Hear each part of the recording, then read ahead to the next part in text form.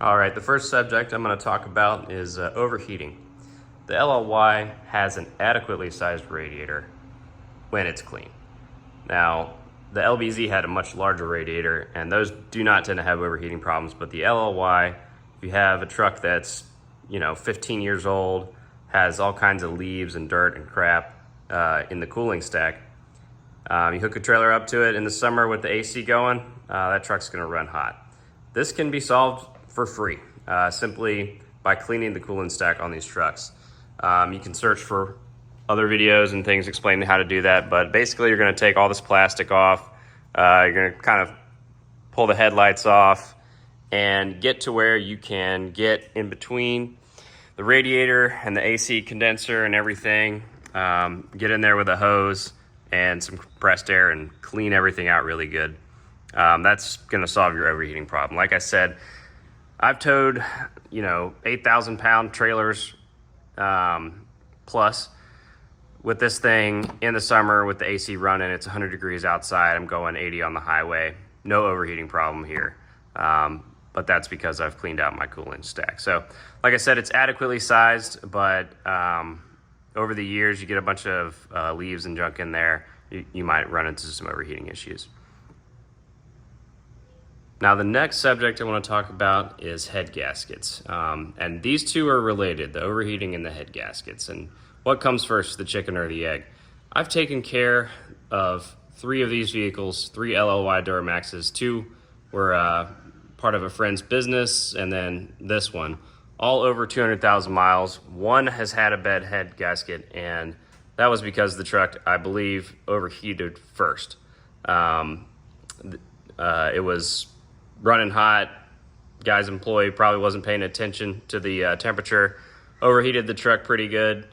And then, surprise, surprise, about 2 months later, noticed that the head gasket was bad. So if you can keep your coolant stack clean, don't overheat the truck, you should never have any problems with the head gaskets. Now here's some ways to check for a bad head gasket. If the truck is cold and ran yesterday, you want to make sure that there's no pressure lingering in the system. So this truck I drove yesterday, it's been sitting overnight. I'm going to check this top radiator hose right here. It's nice and soft, there's no pressure in the system. I'm going to pop the cap off here. I don't have a rush of air coming out. Other thing you want to check for if you're like looking at a new truck or looking to buy a used truck is when the truck is cold, and when it's cold, don't pull this off when it's hot. Pull the cap off of it, start it up. On the trucks with bad head gaskets, if the head gasket's really bad, when the truck is running, when it's cold, you'll see bubbles in here in the radiator, the coolant. Also, it just smelled like exhaust, that one that had a bad head gasket. So check that before you buy a truck. It's pretty obvious if the head gasket is bad. All right, guys, next subject I'm going to address here is injector wiring issues, fuel injection control module, and the truck going into limp mode. So basically, the way the fuel injection system works is there's 2 banks of cylinders that are the injectors are all daisy chained together on the same wiring circuit. And if there's any kind of a break in the connection on that circuit, it's going to throw the whole thing into limp mode. You'll hear some people talk about it as tractor mode. Basically, the truck's going to have about 20% power, and it's going to sound awful. It's going to be in some kind of like barely running condition. It'll get you off the side of the highway, but that's about it. So the main causes for that, these are pretty simple things to chase down. The number 2 and number 7 cylinders, the pigtail right here. I don't know if we can see that very well, right there. The pigtail for the wire that bolts to the actual injector itself. These, due to vibration over time, these tend to go bad. You can get new pigtails online pretty cheap. I just got some aftermarket ones. I went ahead and replaced both of mine. Number 2 and number 7, the pigtail right here. It's 2 wires. I don't even think it matters which way you hook it up. But basically you just cut, and the best way to do it's with like a butt crimp and then heat shrink. All right, so the number 2, number 7 cylinder pigtails go bad. That can cause those tractor mode and all those codes. The other thing to check is the right here. This is the wiring harness. I'll get rid of this flashlight. This right here, there's a plate, and this thing's going to be zip tied. I've already kind of messed with this one, but the wiring likes to chafe right here. So you'll pull the wiring loom back, spread all the wires apart, make sure that none of them have chafed through, and then zip tie it back and use some electric tape, whatever, to keep it from chafing. So number 7. Now the other thing that can cause the limp mode is the fuel injection control module. That is actually this thing right here. This is a computer that's bolted to the engine. It's got some little rubber isolators, and it is also cooled with fuel. There is diesel fuel runs through this computer to keep it cool. The fuel temperature when you're on the highway tends to stay around 150 degrees. The fuel's constantly circulating. That's kind of a band-aid fix, I think. This is a bad place to put this thing, but that's just how the engineers designed it. So this computer's bolted to the engine block. It controls the fuel injection, FICM, fuel injection control module, and these can go bad internally. They have capacitors that can go bad inside the circuit board, and if you're lucky, they can be repaired for between $250 $300, somewhere in that range. I had mine done. I had a problem with this one. It went bad. It kept going into tractor mode. Number 7 injectors were good. The wiring was all good. And finally, I realized that it only did it when it was hot. And I found out that if I poured cool water on the computer, the engine would run fine. So that was how I traced it down, actually. Anyway, these can be removed, sent out repair for $250 to $300. Sometimes they go bad if the circuit board itself is fried. You'll have to get a used one, and a good used one of these runs 1,000 plus. I've seen them $1,500. They're not making them anymore. They're hard to come by. So just hope that your fuel injection control module doesn't go bad.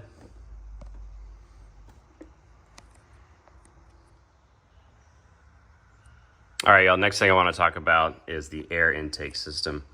This is where you can really inexpensively make some big time performance gains and get your truck running a lot better miles per gallon, and running a lot cooler too. So the factory air box is good. I've seen statistics saying this thing, they've flow tested these online. People have done some real scientific work. And these things are good up to 500 horsepower. Stock, they make about 300. So unless you're going real high performance, you don't really need to modify that. Just make sure your air cleaner is good and clean. Right here, this piece I have, this is the air intake horn or intake elbow that bolts to the turbo. This is a replacement. I got this off Amazon for $60. I thought the quality was actually really good. It seems like it's a knockoff of the S&B $200 intake horn. If you look at pictures of this intake horn next to the stock one, you can see that the stock horn is really restrictive, and by replacing this one piece, you can really open up the amount of air your turbocharger is able to get. All right, so the air comes in here, goes through the turbocharger, goes down here into your intercooler, comes across this way through the intercooler, comes back up right here. All right, now this pipe right here is an EGR delete pipe. So basically what happens right here with your stock engine is this is where the EGR is, exhaust gas recirculation. And what happens right here is that hot exhaust gases come from back here, which I blocked this off. You can see like a block off plate if you kind of look really hard in there.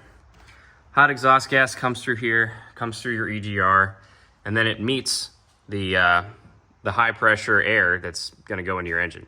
The high pressure air has, on the stock setup, the PCV, crankcase ventilation. It's kind of like, oily gases from your engine crankcase goes in there. What happens over time is those two gases meet, the hot exhaust gas meets the oily crankcase fumes, and you get a bunch of soot and crap in the EGR. So the solution to do that is to pull the EGR off the truck, clean it out, and you can put it back as is. My state doesn't do any kind of emissions inspections. It was easy enough just to put a delete pipe. Honestly, if I had to do it over again, what I would probably do is pull the EGR off, put it back, clean it up, put it back on, just block it off to keep it from coking up in the future.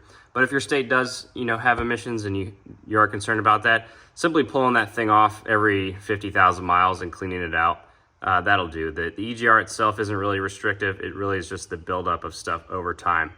And when I say restrictive, I'm talking about 30–40% clogged. This truck had 200,000 miles on it when I got it, and the intake was about 30 to 40% clogged. I mean, it was really having trouble. So doing those two things, I did them at once. It really woke the truck up.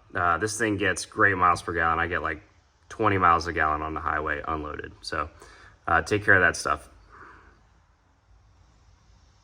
All right, next thing under the hood, probably last thing under the hood I'll talk about is thermostats. When I got this truck, one of the thermostats was stuck open. The truck wouldn't get up to temperature on a cool day. And right here is the thermostat housing. You can check out how to do this. It's really not that hard. You got to pull the thermostat housing off. There's two thermostats in there. Replace them both. Truck gets back up to temperature. It seems that's a common problem. And if you don't have that, your truck's running cool, you're kind of missing out on some miles per gallon. All right, y'all, next up is the factory cluster. Right here, these guys, they tend to go bad.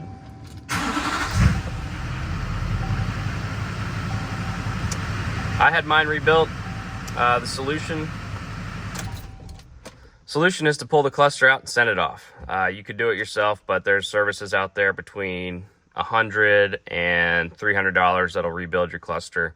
The issue is that over time, the gauges, they tend to read inaccurately. So if you think that a gauge is reading inaccurately, it's probably just the gauge, and it's probably this cluster itself. So pull the instrument cluster out, send it off, have it rebuilt. That'll take care of your problem. All right, if you really want to go for some bonus points with your LLY, I suggest replacing the cab mounts.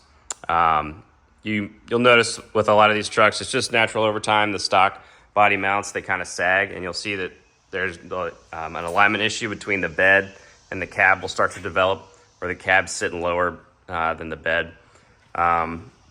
I replaced them with S&B silicone mounts right here, and I was super happy with that kit. One of the things I noticed immediately is that the truck seemed smoother. It seemed like the engine was running smoother. And I realized it was just, no, the engine's not running smoother. It's just a lot less vibrations getting to the cab after I replaced those mounts. I did the math, and I looked at buying OEM mounts versus that S&B silicone kit. At the end of the day, that kit's really expensive. I think it was about $700, but it was worth it just to go with the kit. All the parts came with it. The OEM parts, they're kind of hard to track down. All the parts that you need, and like I said, it was worth it just to buy the silicone kit. All right, we are looking at the Allison 1000 transmission. They give you a spin-on filter and a drain plug. I suggest you use it. Now, there's lots of sort of old wives' tales about changing transmission fluid on an older vehicle, how it'll mess it up. Now, that might be true for a car that's got a transmission that's already kind of going bad. If you change the fluid, it'll get worse. That is true. However, these were designed to be changed. When I got this truck, it had about 200,000 miles on it. I drained and filled the fluid 3 times, and I put a new spin-on filter, and it shifted smoother just immediately. So, big difference there. Drain and fill 3 times, change your filter, make your transmission happy. Well, I thought I was done under the hood, but I have one more thing to talk about. Hydroboost. Mine was leaking. I had, the stains are still not gone. I've got a bunch of kind of oil stains down here from leaking power steering fluid. It turns out one or two of my lines were leaking. The Hydroboost unit itself was leaking. So I went ahead and swapped the Hydroboost out for an LML unit. 2011 one will bolt right in there. You can look it up. There's a slight modification you need to do. It's really easy, but for the most part, it bolts in there. And it gives you some extra braking power. So, it's not probably confined to the Duramax, all these 2500s. I suggest doing all the lines and everything at once. I had 2 lines leaking and the Hydroboost leaking all at the same time. But I spent an afternoon, swapped it out. I used a Cardone reman from Rock Auto. It was about $115. And then I used Gates lines from Rock Auto. And actually, I think the quality is pretty good. I go OEM when I need to for quality, but I was pretty pleased with how all this went together. All right, guys, before I go, one final thing I want to point out. The factory hitch on these trucks is only rated to 7,500 pounds. I've probably towed more than that with it, and the hitch is held up fine, but I've seen pictures online of people bending the factory hitch. I went ahead and got a Class 5 Curt hitch I'm going to put on, and we all know these trucks like lip pumps, so I'm going to put that on too. So maybe in a future episode, I'll do some video of adding those two things. I hope this has addressed some questions y'all might have had about the LLY, and thanks for watching.